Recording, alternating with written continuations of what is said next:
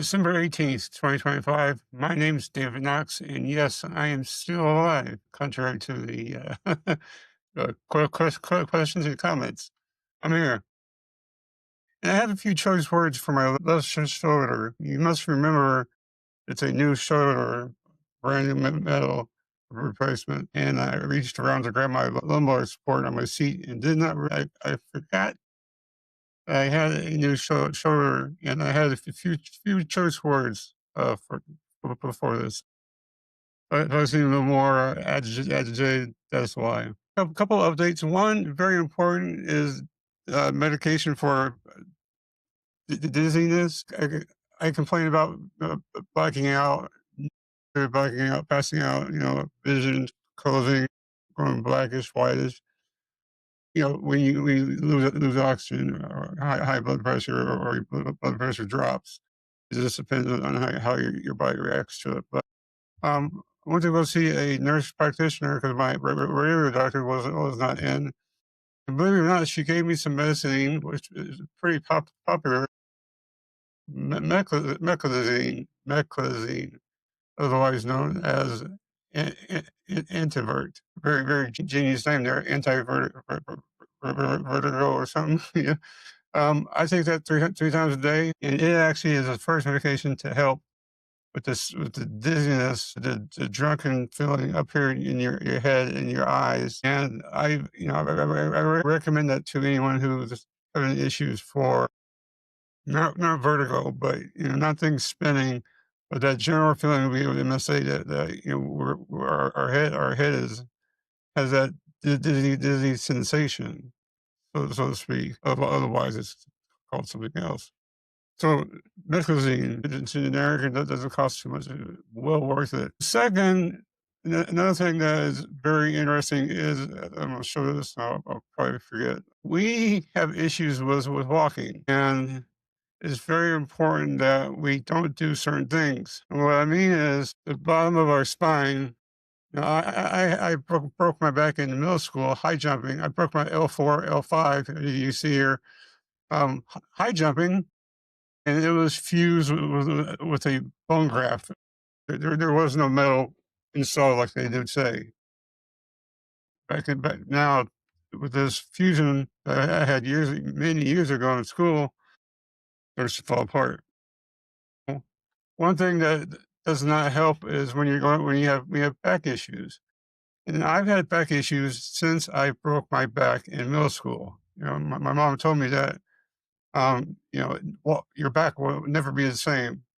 I'm sure she meant that of many certain surgeries, ankle, your knees, your shoulder, whatever. More so the back, because we use our back for practically everything, literally. I went to my doctors because I'm being forced to lay on my back and sleep more and more. I have my non-invasive ventilation machine, um, which, if I sleep on my sides, I'm used to sleeping on my sides. I have never in history outside of a hospital slept on my back.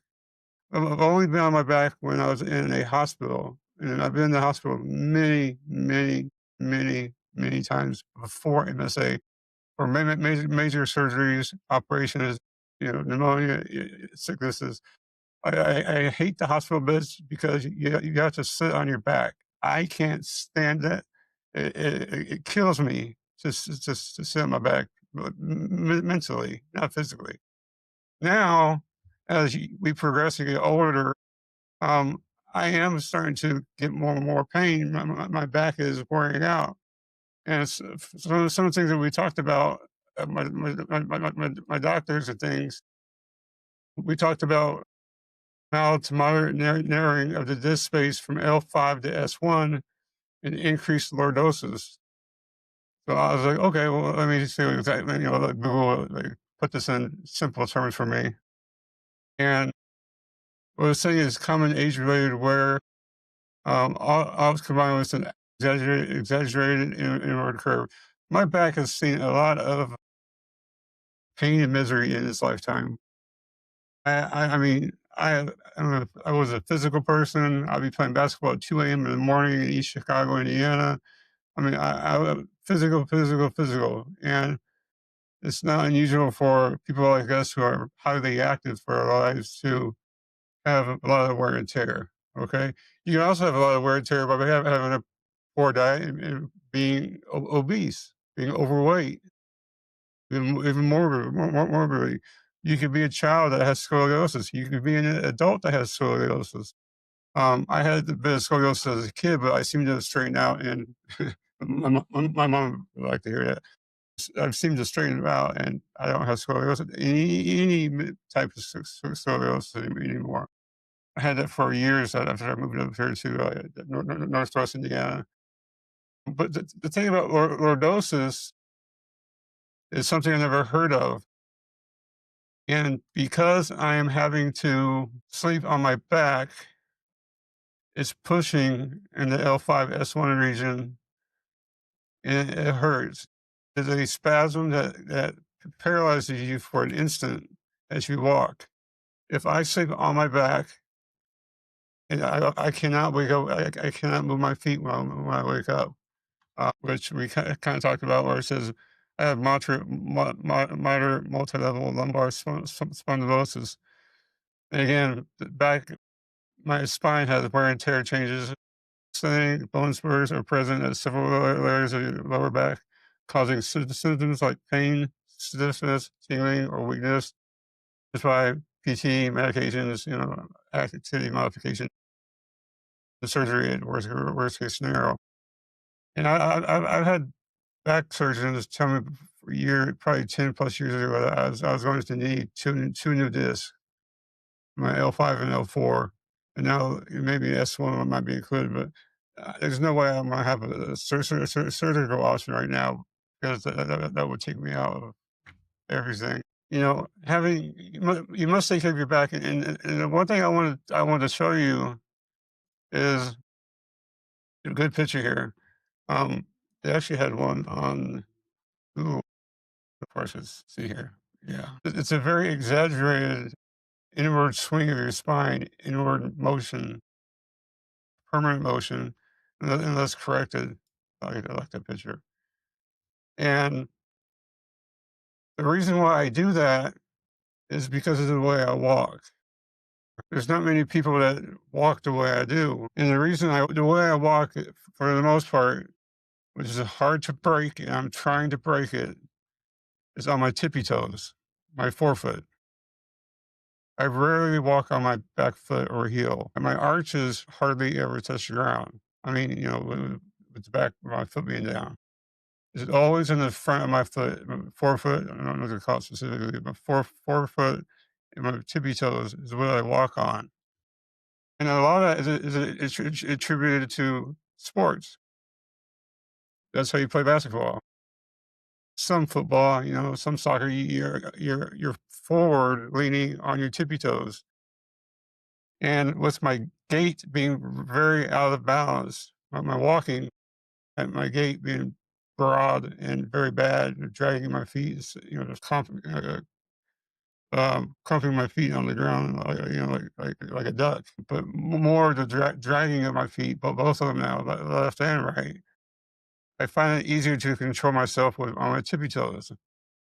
But walking on your tippy toes in front of your foot brings other risks that are just, not many people of us with MSA can do that safely. And it's not perfect, because if you're on your tippy toes, anything you hit with your toes while walking, the edge of a couch, a charger, a cat, Lola, the Chihuahua sauce, Italian greyhound that we have, very cute dog. Anything we touch with our toes, we fall. There is no recovering from walking on your tippy toes. You're using your tippy toes fundamentally to walk in every instance that you have, whether it's getting out of bed, going to pee, going to the kitchen, get something to eat, walking to the couch, walking to the kitchen, walking outside, bringing into the garbage bins. It's all on my tippy toes. And when I say I fall, I usually fall into a lot of things because I walk on my tippy toes. That's the only way I can really walk anymore, because walking normal, heel first, heel first rotating into your forefoot, front of your foot, tippy toes, is extremely hard because by the time I'm halfway through that motion, my knees have locked up, my legs are straight, completely straight, my knees are locked, and my body starts to lurch forward. So I can't really walk the regular way anymore. I have to walk on my tippy toes. And I'll get you a video of the camera inside or wise cameras to show you what that looks like. And I mean, it's nice because we have wooden floors, so I can still slide my feet without any repercussions. If you have carpet, tippy toe walking would be horrible for you because it's like walking outside on concrete or something. You're going to stick into the carpet and fall. The bad part about walking on your tippy toes is also that we have wooden stairs, very slippery. Any misstep, you're screwed. Literally screwed walking on your tippy toes. Lordosis is the inward sway, inward curve of your lumbar section, your cervical, I think it's up here, the S section down below, um, happens because of our posture. You know, am I overweight? Sure. Right now I'm 205. I'm on my way down from 211 after Thanksgiving. I'm down to 205. I lost it all this week in the last couple of days. I'm not eating while I'm bored. I'm I'm a I'm an eater while I'm bored. I'll go find something to eat for no reason at all. So I stopped that. I lost 6 pounds already. But we can also be overweight. I usually walk with my stomach outwards, like puffing up your chest to be prideful of something, right? That's how I walk, and it's not because I'm fat or overweight, which I am. I think all of us are technically are overweight, but the BMI difference from 27 to 25 is a big difference to fat. Your muscle. And the one thing the doctors noted, and you have to realize, is we have a neuromuscular disease. Right? It's neurodegenerative, but it's neuromuscular. So we start losing our function of muscles as well, and our fine motor control. So we have to find ways to adapt to walking. And like I walk on my tippy toes, which is extremely dangerous, or you end up in a wheelchair or a walker. I literally should be in a walker or at least a walker right now in my house or and outside. But I don't because as long as I have the right shoes, running shoes, Nike, Nike fly knits and stuff like that, I'm able to flex the shoes. They bend very easily, and I can actually make my steps on the front of my feet safely. And even in ice and snow, I have about bit the bullet a few times on ice this last couple of weeks. The daughter heard me and saw me slide. I slid on my left tippy toes on the ice for about a foot distance, and did not know when my foot was going to stop. The bad thing to walk on ice with tippy toes because all your weight is on one just a very small point instead of very broad foot. The whole foot, it's the surface area. And I wasn't wearing boots. I don't have wearing boots anymore. I haven't worn them since work, so I have to go buy some. What I'm trying to get to is you need to either make lifestyle changes to, you know, all of us to lose a little bit of weight or at least stomach fat, stomach muscle. I doubt many of us have 6 packs, or 8 packs of abs and stuff. We have to make lifestyle changes like I'm trying to do, to lose the belly fat so that I don't have to rely on this tippy toe walking, which is causing lordosis. And because of that, anytime I sleep on my back to give my bad shoulders a rest, this one's torn and has been replaced.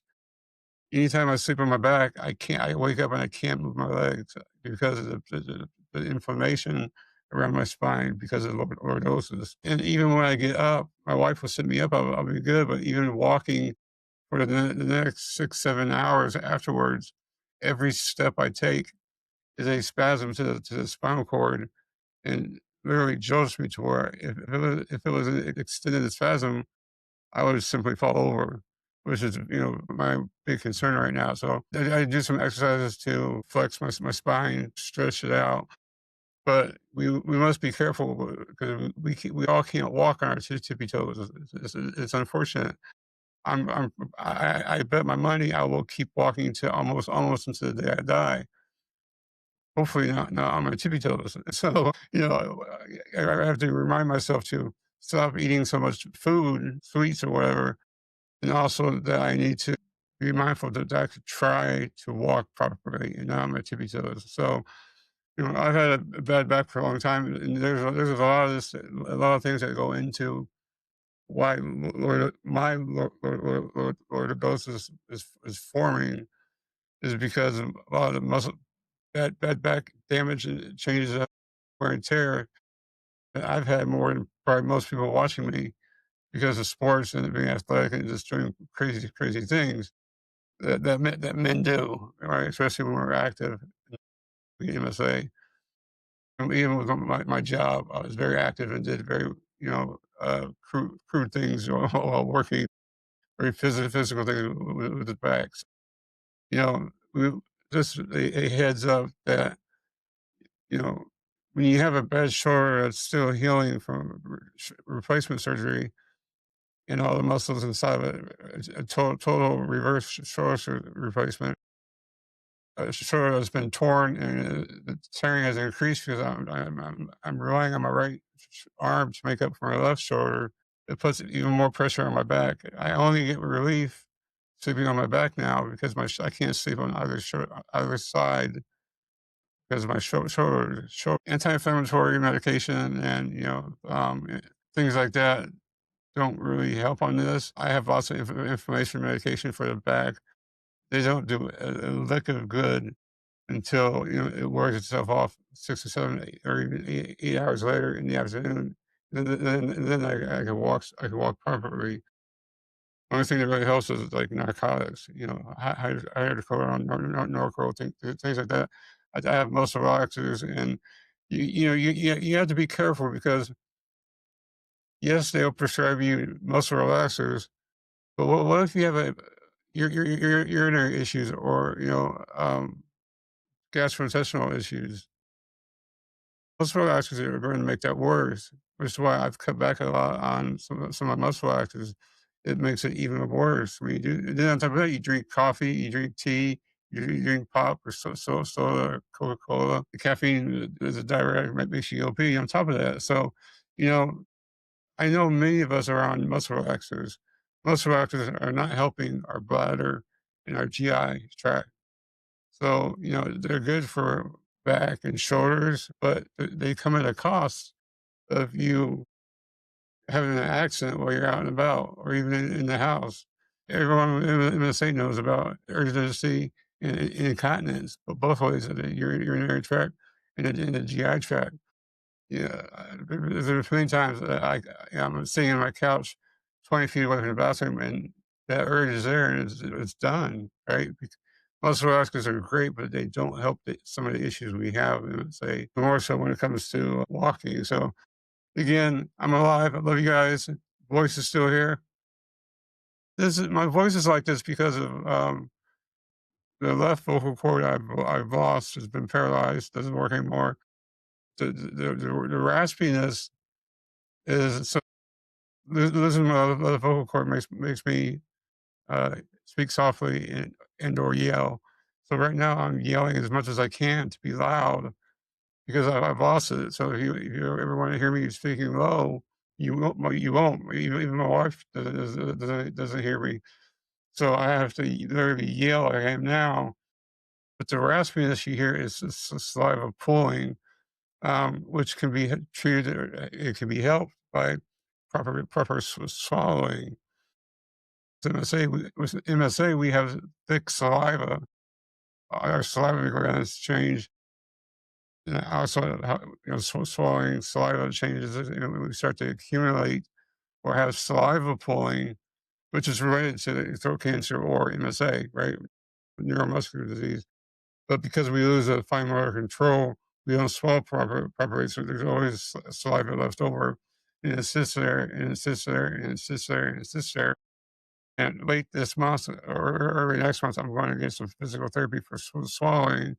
That's going to try to help me get this saliva down because it is rather thick, like molasses. If you ever had to spit it out when you brush your teeth or something, we just had some DNA tests done, and it says spit into the bottle.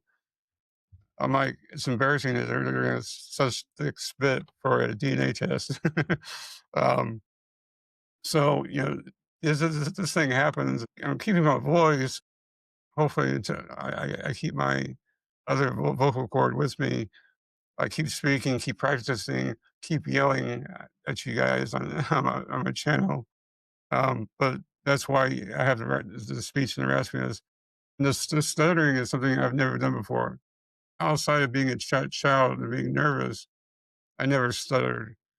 And having five motor control taken away from you means I can't articulate words. I can't say them properly.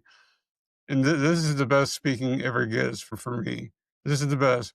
You should see me at Walmart. You should see me at the doctor's office. You should see me out in public with even with friends come over to the house.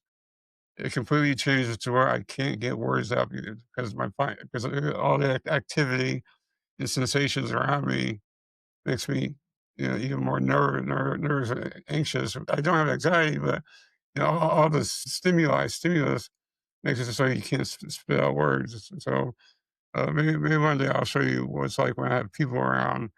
I can prepare their faces or whatever, but at some point I just stop talking because the words are not going to get out. I can speak properly right now because I'm focusing on enunciating, but it won't last for very long. As I start to multitask and do other things. Speech is something very interesting with them and say, you either slur your way down or like me, you find motor control taken away and you lose your speech. The best to you on this end of the year.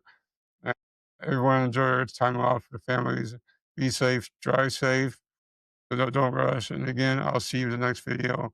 Thank you for joining. Thank you for watching. If you have any comments or suggest um, I have a suggestion from a lovely lady, I believe, wanting to talk about the magic mushroom, which I want to make a video today to tomorrow about. Magic mushroom. Yes, it's probably what she's thinking about, but I want to break it down to the studies, both educational studies and clinical studies, and just people's comments about the magic mushroom that's supposed to do things for people like us with MSA. But that's our next video. And again, I will see you again. Thank you. I love you all. Have a great end of the year. Be safe. Please be safe. Bye bye.